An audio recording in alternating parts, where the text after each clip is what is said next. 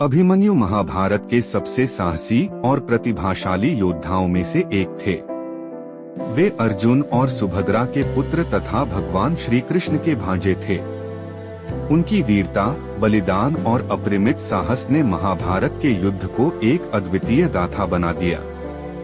अभिमन्यु का जन्म और शिक्षा। अभिमन्यु का जन्म द्वारका में हुआ था। जब सुभद्रा गर्भवती थी, तब अर्जुन ने उन्हें युद्ध के अनेक रहस्यों के बारे में बताया।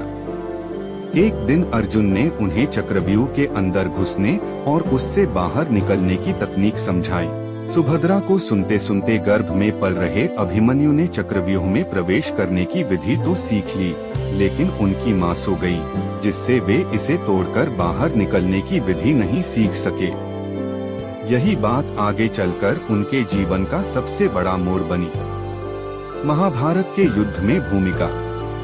महाभारत के युद्ध में अभिमन्यु केवल 16 वर्ष के थे, लेकिन उनकी वीरता, शौर्य और युद्ध कौशल ने उन्हें कौरव सेना के लिए एक बड़ा खतरा बना दिया।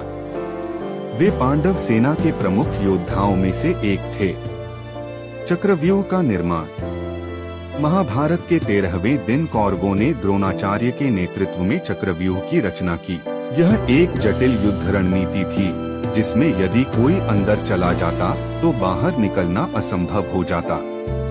चक्रव्यूह को तोड़ने का तरीका केवल कुछ ही योद्धाओं को पता था, जिसमें अर्जुन प्रमुख थे। उस दिन अर्जुन और कृष्ण कौरव सेना का पीछा करते हुए दूर चले गए थे। द्रोणाचार्य ने इस अवसर का लाभ उठाकर चक्रव्यूह का निर्माण किया। जब पांडवों ने यह देखा तो वे चिंतित हो गए, क्योंकि कोई भी योद्धा चक्रव्यूह में प्रवेश करने और इसे तोड़ने में सक्षम नहीं था। अभिमन्यु का प्रण।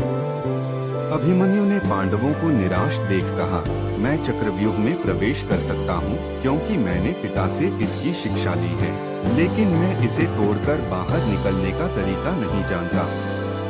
यदि आप लोग मेरा साथ दें और मेरे पीछे पीछे चक्रव्यूह में आएं, तो हम इसे ध्वस्त कर सकते हैं। युधिष्ठिर और अन्य पांडवों ने उनकी बात मान ली और उन्हें आगे बढ़ने की अनुमति दी। अभिमन्यु की वीरता। अभिमन्यु ने अद्भुत पराक्रम और कौशल से चक्रव्यूह में प्रवेश किया। उन्होंने कौरव सेना को तहस-नहस कर दिया। अकेले उन्होंने कौरवों के बड़े बड़े योद्धाओं जयद्रथ, कर्ण, दुःशासन और अश्वत्थामा को कड़ी चुनौती दी। उनकी वीरता देखकर कौरव सेना भयभीत हो गई, लेकिन चक्रव्यूह के भीतर पहुंचने के बाद पांडव अभिमन्यु का साथ नहीं दे सके, क्योंकि जयद्रथ ने चक्रव्यूह के द्वार पर उन्हें रोक दिया। जयद्रथ को शिवजी से वरदान प्राप्त था कि वह एक दिन के लिए किसी भी योद्धा को पराजित कर सकता है। इस कारण पांडव चक्रव्यूह के अंदर प्रवेश नहीं कर सके। अधर्म और अभिमन्यु का बलिदान। चक्रव्यूह के भीतर अकेले होने के बावजूद अभिमन्यु ने हिम्मत नहीं हारी। उन्होंने कौरव सेना के हजारों सैनिकों का वध किया और दुःशासन के पुत्र को पराजित कर दिया। यह देखकर कौरवों के प्रमुख योद्धाओं ने एक साथ मिलकर अभिमन्यु पर आक्रमण कर दिया।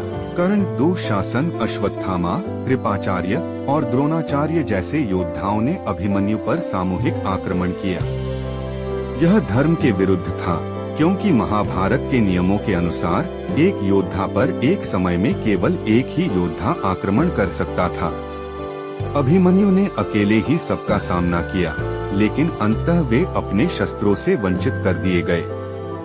कौरवों ने उनकी गदा तक छीन ली। उन्होंने दुःशासन के पुत्र के साथ गदा युद्ध किया, लेकिन अंत में उन्हें छलपूर्वक मार दिया गया। पांडवों का शोक और प्रतिज्ञा। अभिमन्यु की मृत्यु पांडवों के लिए एक बड़ा आघात थी। अर्जुन जब लौटे और उन्हें अपने पुत्र की मृत्यु का समाचार मिला, तो वे क्रोध से भर गए। उन्होंने जयद्रथ को दोषी ठहराया, क्योंकि उसने पांडवों को चक्रव्यूह में प्रवेश करने से रोका था। अर्जुन ने प्रतिज्ञा ली कि वे अगले दिन सूर्यास्त से पहले जयद्रथ का वध करेंगे, अन्यथा वे अपने प्राण त्याग देंगे। अभिमन्यु की गाथा का महत्व। अभिमन्यु की कहानी केवल वीरता और बलिदान की नहीं है, बल्कि यह अधर्म और धर्म के संघर्ष का प्रतीक भी है। उनकी मृत्यु ने महाभारत के युद्ध को और भी क्रूर और निर्णायक बना दिया। अभिमन्यु आज भी एक ऐसे योद्धा के रूप में याद किए जाते हैं जिसने धर्म, कर्तव्य और साहस के लिए अपने प्राणों की आहुति दे दी। उनकी गाथा अमर है और हमें सिखाती है कि सच्चे योद्धा कभी पीछे नहीं हटते, चाहे परिस्थितियां कितनी भी कठिन क्यों न हो।